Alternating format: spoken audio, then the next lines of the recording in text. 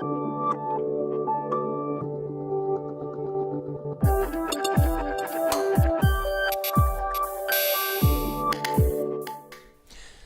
à tous, bienvenue pour une demi-heure connectée.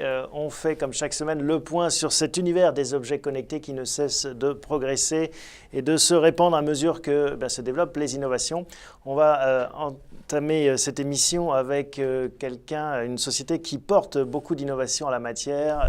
Je vous présente François Hernandez. Bonjour François. Bonjour. Vous êtes le responsable de la France d'HTC. HTC, c'est un nom qui commence à être familier dans l'univers grand public, un peu spécialiste de la téléphonie mobile, mais je vous laisse nous présenter en quelques mots cette marque. Très bien, donc on est une société qui a été créée en 1997 par des personnes qui étaient vraiment férues de haute technologie et depuis son origine, on est spécialisé dans le domaine des smartphones. Donc à l'époque, en 97, personne ne faisait de smartphone, donc on est véritablement précurseur dans le domaine et j'ai envie de dire que l'histoire d'HTC, c'est une histoire de première. On a été les premiers à lancer un smartphone en France en 2003, c'était en partenariat avec Orange à l'époque. En 2009, on a été les premiers à commercialiser un smartphone sous Android. Puis le premier smartphone 4G en France, c'est encore HTC.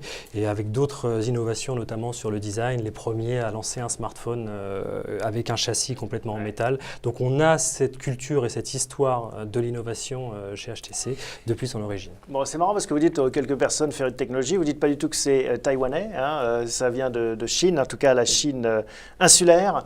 Est-ce que ça change quelque chose d'être à Taïwan plutôt que sur la Chine continentale?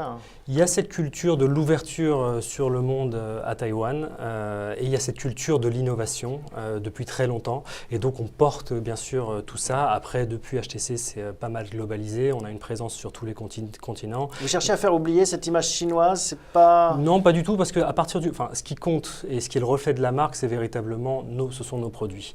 Et là-dessus, on est reconnus comme les experts du secteur par tout le marché. Donc il n'y a pas de honte à avoir ou de choses à cacher, pas du tout. En France, HTC, quels sont les grands chiffres qu'il faut avoir en tête en termes de part de marché, d'équipe et autres? Donc on a 35 personnes en France, soit sur le siège social qui est basé à Boulogne, soit directement sur le terrain. On a une force de vente aussi qui accompagne nos partenaires pour les aider à vendre nos produits. On est un acteur qui est en croissance. On est positionné historiquement sur le milieu haut de gamme. C'est véritablement l'ADN d'HTC. Part de marché? Part de marché, on est aux alentours des 5% aujourd'hui. D'accord, donc c'est quand même pas mal pour 35 personnes. On ne travaille pas tout seul, on a aussi un back-office qui est basé à Londres. C'est amené à se développer, HTC en France, c'est-à-dire qu'il y a une volonté d'aller de plus en plus proche du marché, localement? Il y a une volonté d'aller sur les marchés sur lesquels on peut créer de la valeur et on considère qu'en France, c'est faisable et qu'il y a une place pour HTC. Donc oui, on investit sur la France, on est présent en ce moment pas mal en médias puisqu'on lance notre nouveau produit, le HTC One M9. Donc oui, il y a vocation à amplifier notre présence sur le marché français. Alors justement, ce nouveau produit, il est devant vous, le One M9, voilà, qui succède, si je compte bien, au 8. Exactement. Qu'est-ce qu'il a de nouveau, ce produit? Bon, tout d'abord, smartphone, en fait. La spécificité des produits de la gamme One chez HTC, c'est qu'on travaille énormément le design et l'expérience utilisateur. En termes de design, la gamme One se caractérise par un châssis en métal, vraiment tout en métal. Et sur cette version du produit, on a poussé l'innovation beaucoup plus loin, puisqu'on a une double finition en aluminium brossé sur l'arrière et véritablement de l'aluminium poli sur les bords. Et on est capable d'avoir une double teinte sur une même pièce de métal, donc de l'argent et de l'or sur les côtés. Alors, on va bien le montrer là, voilà, avec une double dimension brossée donc, et polie. Voilà. En fait, on reprend les codes qui existent dans la joaillerie ou l'horlogerie de luxe parce qu'on a cette intention de mettre des bijoux entre les mains de nos clients. À propos de bijoux, c'est Apple qui parle de plus en plus d'expérience de joaillerie avec sa smartwatch. Vous lancez une montre bientôt? On n'a pas annoncé de montre à l'heure actuelle. On est présent de manière générale sur tout ce qu'on va appeler de manière large les objets connectés. Ouais. On a annoncé des produits tels tels que la HTC Ray Camera, qui on va en parler, elle est devant vous aussi. Ce petit produit-là, qui permet justement de prendre des photos et des vidéos et qui se connecte au smartphone. Mais restons d'abord sur le smartphone. Donc on voit, le design, j'imagine que ça ne nécessitait pas un nouveau téléphone. Il n'y a pas que ça, il n'y a pas que cette nouvelle coque aluminium. Bien sûr. Donc on a poussé également beaucoup plus loin l'expérience photo. Donc on a intégré un capteur 20 mégapixels qui est protégé par un écran saphir sur le mobile.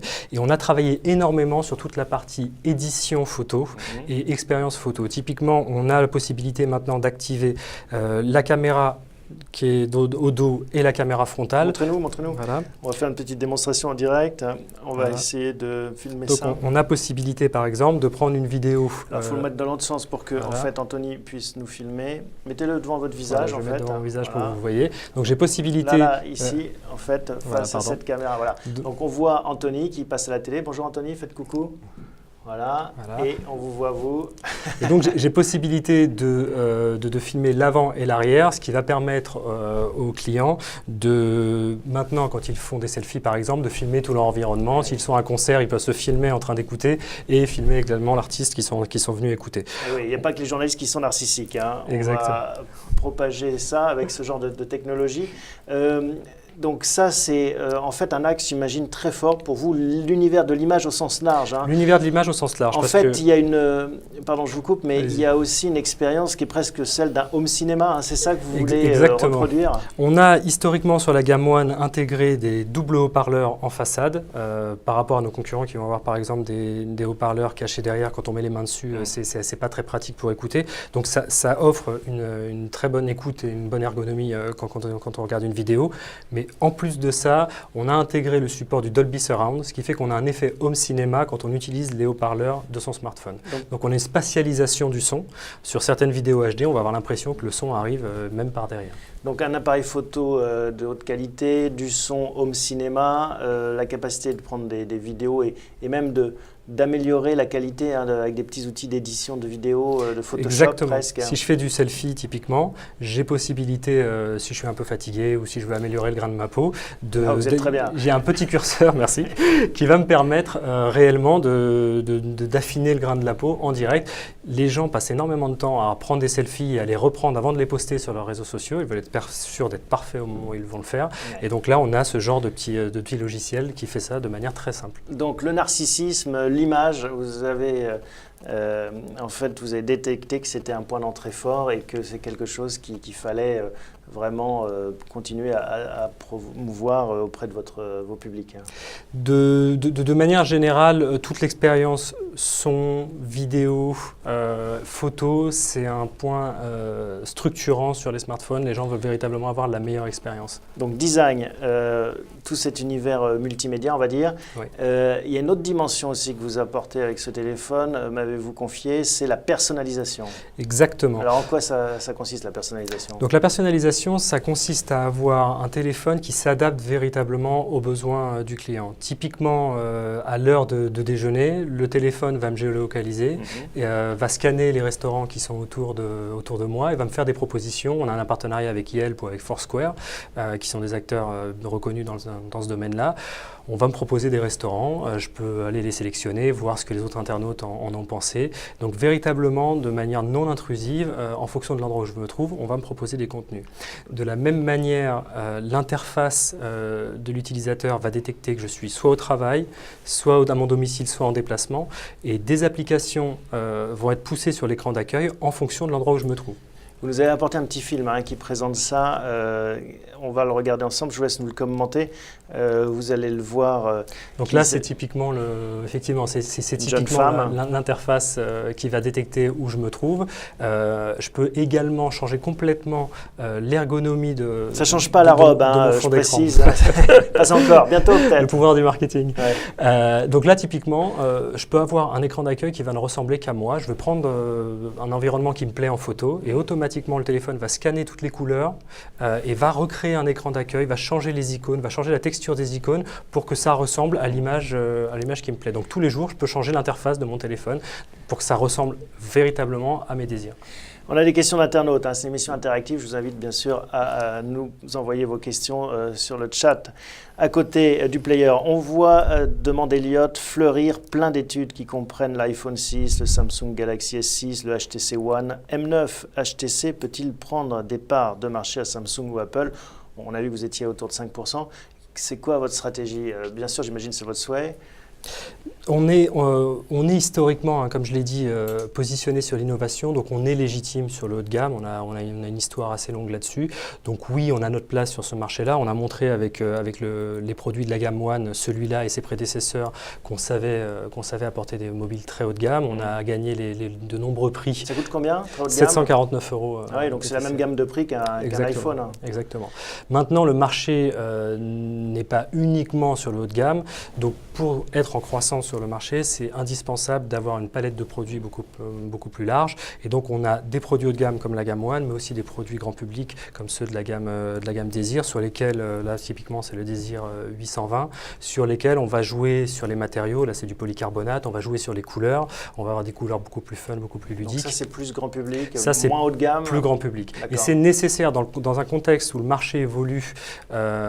Historiquement, la plupart des mobiles étaient achetés chez les opérateurs. Aujourd'hui, le marché est moins subventionné, à 50%, on va acheter les mobiles dans les enseignes du retail, ce qui fait que comme les prix ont tendance à chuter, il faut adapter son offre. Et donc il y a des mobiles haut de gamme qui correspondent aux gens qui véritablement veulent le meilleur de la technologie et des offres grand public. Je crois qu'un de vos slogans, c'est « Démarquez-vous », quelque chose comme ça, différenciez-vous. Faites-vous remarquer. Faites-vous remarquer.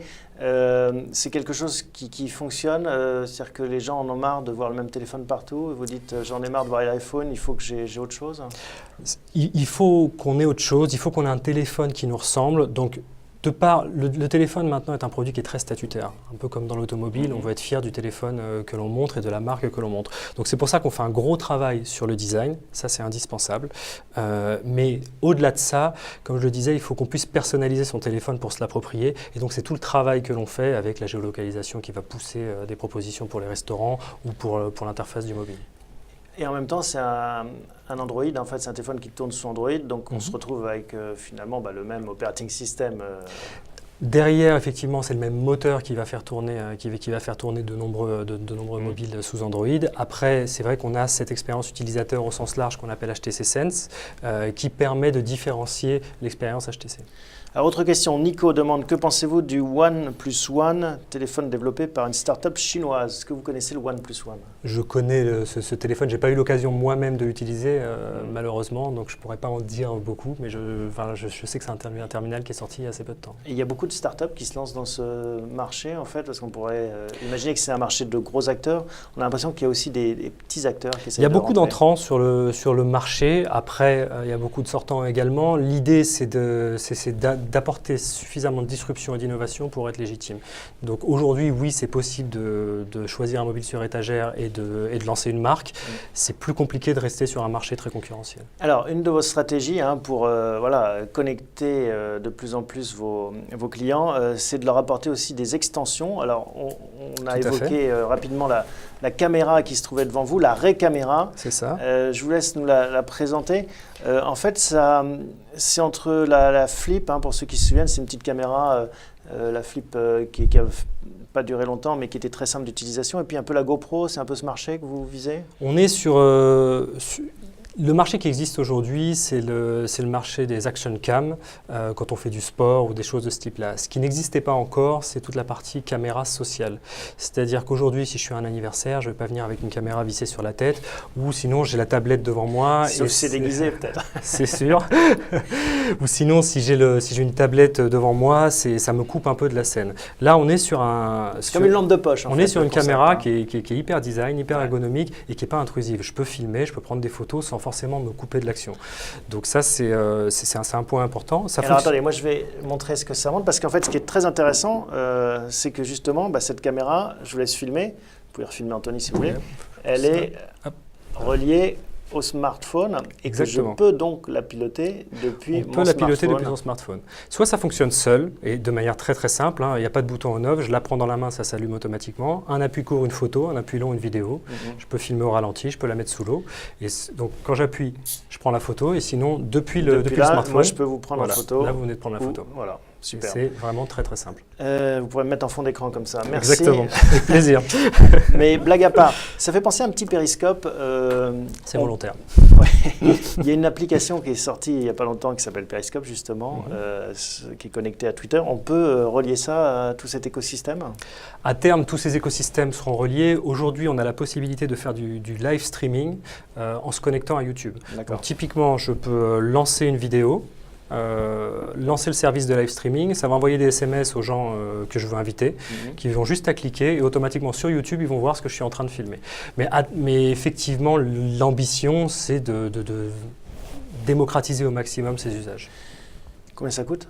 169 €. 169 € et c'est déjà disponible maintenant c'est déjà disponible France, de manière facilement. assez large en France.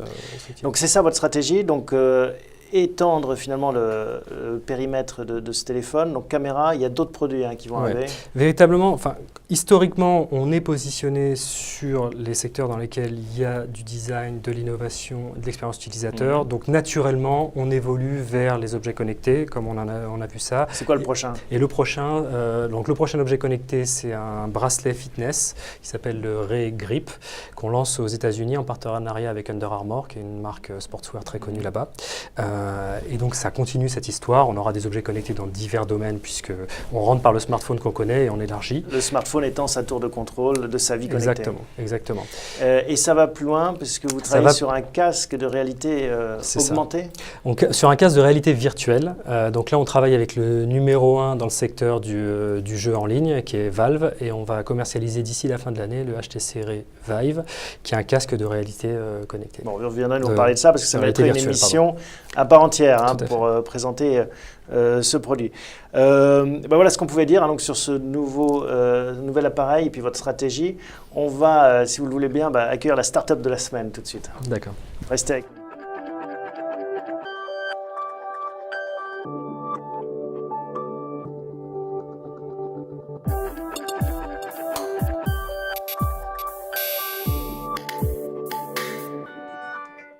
Alors, la start-up de la semaine, nous sommes en compagnie de Lionel Legros. Bonjour Lionel. Bonjour. Vous êtes président et fondateur de Linku Technologies. Linku, on reste dans l'univers finalement de ces... Vous faites le 2 en 1, le téléphone, bracelet connecté, mais pour un public bien particulier.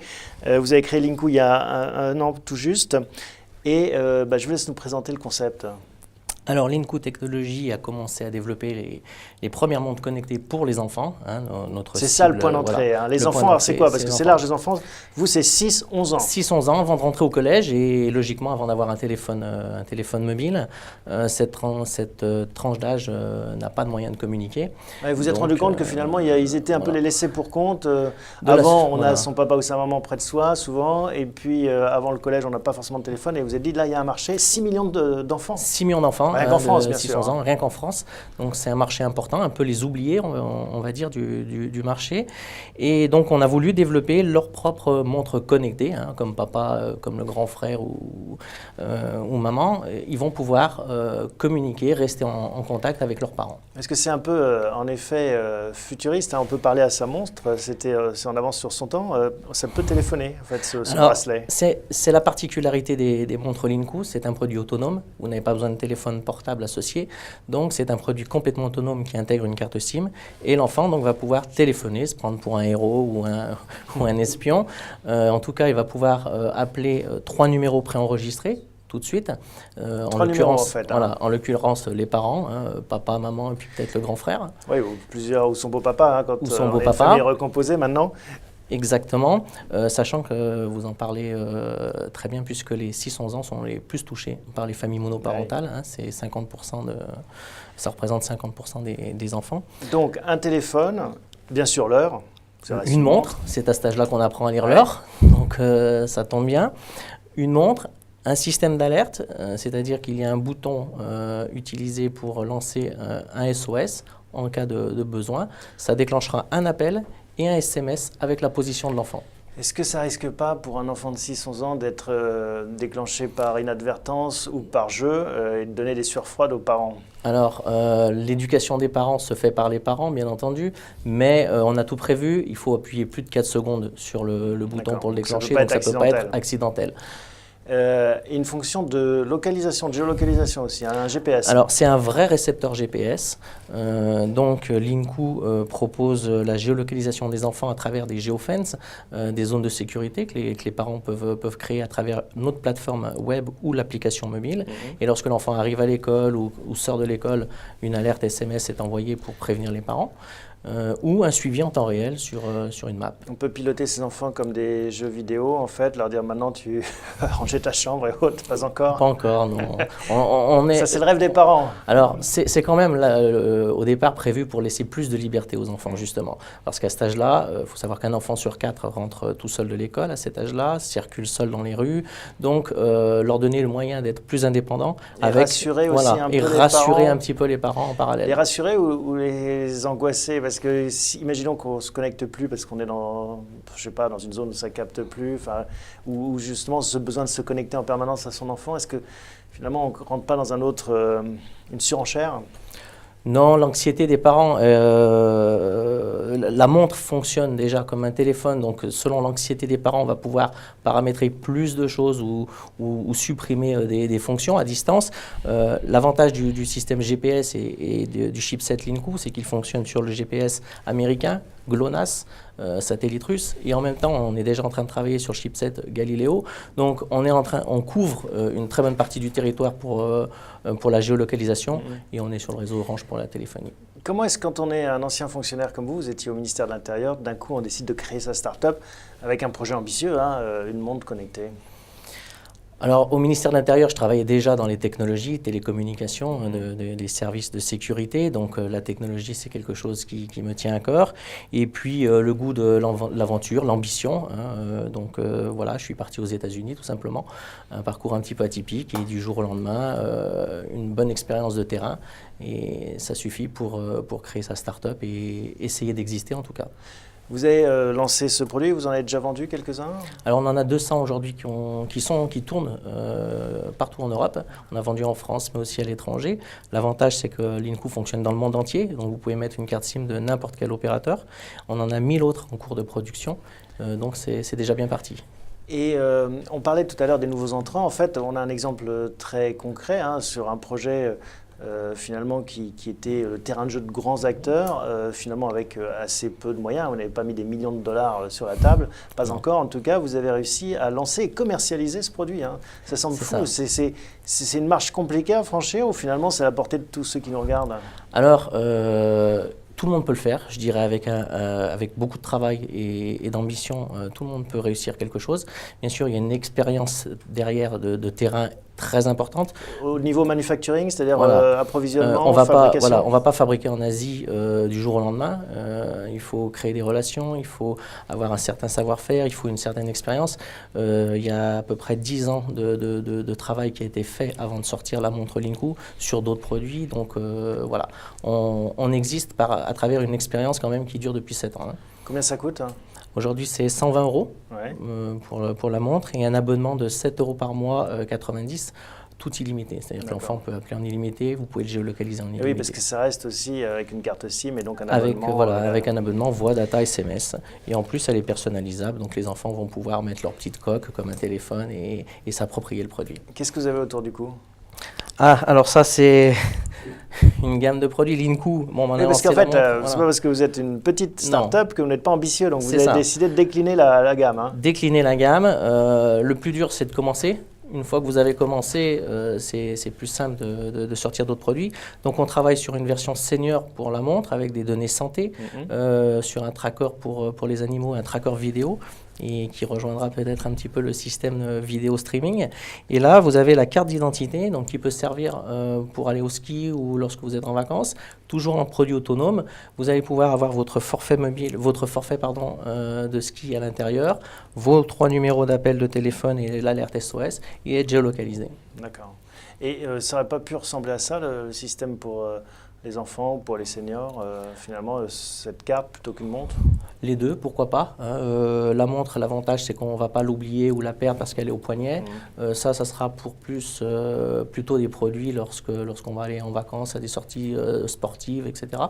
La montre, c'est au quotidien. François, quand vous voyez ces objets, qu'est-ce que vous dites? Vous avez des questions à poser à Lionel? Surtout, je me suis pas mal penché sur le secteur des objets connectés. Ce qu'on a vu ces dernières années, on en parle depuis pas mal de temps, mais ça a eu du mal à décoller. Le point essentiel, c'est d'avoir des produits qui répondent à un usage. Et pour le coup, ces produits-là, je pense, répondent à des besoins. À partir du moment où on répond à un besoin, il y a un potentiel de développement qui est clair. Alors là, je vous appelle. Vous voyez, hop, j'appelle papa pour lui dire, ou maman, que je vais rentrer goûter. Mais personne ne décroche. Ça ne passe pas ici. Non, en plus, on n'a pas de réseau. On a coupé les téléphones. Ah, si vous avez coupé, oui, c'est vrai. C'est mieux. En fait, indirectement, vous avez des questions peut-être, Lionel? Profitez de l'expérience de François là-dessus. Qu'est-ce que, en tant qu'entrepreneur, vous avez envie de lui poser? Voilà. Les questions, oui, pour une start-up comme nous, c'est vrai que de s'appuyer sur l'expérience de grands groupes comme HTC, c'est toujours intéressant de savoir le temps qu'ils mettent à développer un produit et les ressources qu'ils ont derrière en personnes pour développer un produit. sont importantes. On a un groupe de 14 000 personnes à travers le monde avec la majorité des ressources qui est véritablement sur la recherche et développement ou sur la production puisqu'on possède nos usines. Mais ce que disait Lionel, c'est vrai que c'est impressionnant, cette niche de 6 millions de jeunes Français ou Françaises qui n'est pas adressée par les grands fabricants. Pourquoi est-ce qu'elle est délaissée? C'est pas qu'elle est délaissée, c'est vrai que sur les smartphones en tant que tels, les parents attendent que les enfants soient un petit peu plus âgés pour mettre des smartphones entre les mains de leurs enfants.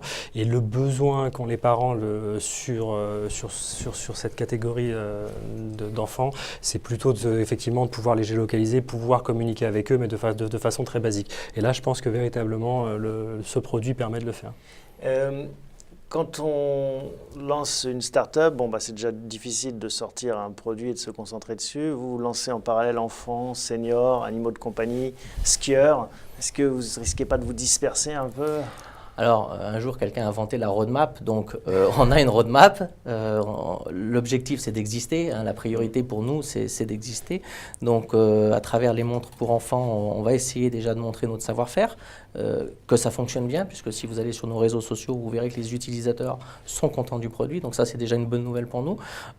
Et ensuite, on va faire, comme tout le monde, grossir petit à petit, suivre des étapes, mais l'ambition ne doit pas limiter la société. Vous venez de lever de l'argent d'ailleurs. On vient de faire une première levée de fonds, c'est ça. Bon. Écoutez, bravo à tous les deux. Longue vie connectée à l'un et à l'autre. Merci de nous avoir, vous vouliez exister. Voilà, on essaye de contribuer à votre existence à travers cette émission Connecté Connect. Merci de nous avoir présenté vos innovations et à bientôt, on suivra vos aventures. Donc on a noté le casque de réalité virtuelle à la fin de l'année et puis viendrez nous présenter peut-être la caméra pour Toutou, ça m'intéresse. Le tracker vidéo. Voilà, à bientôt.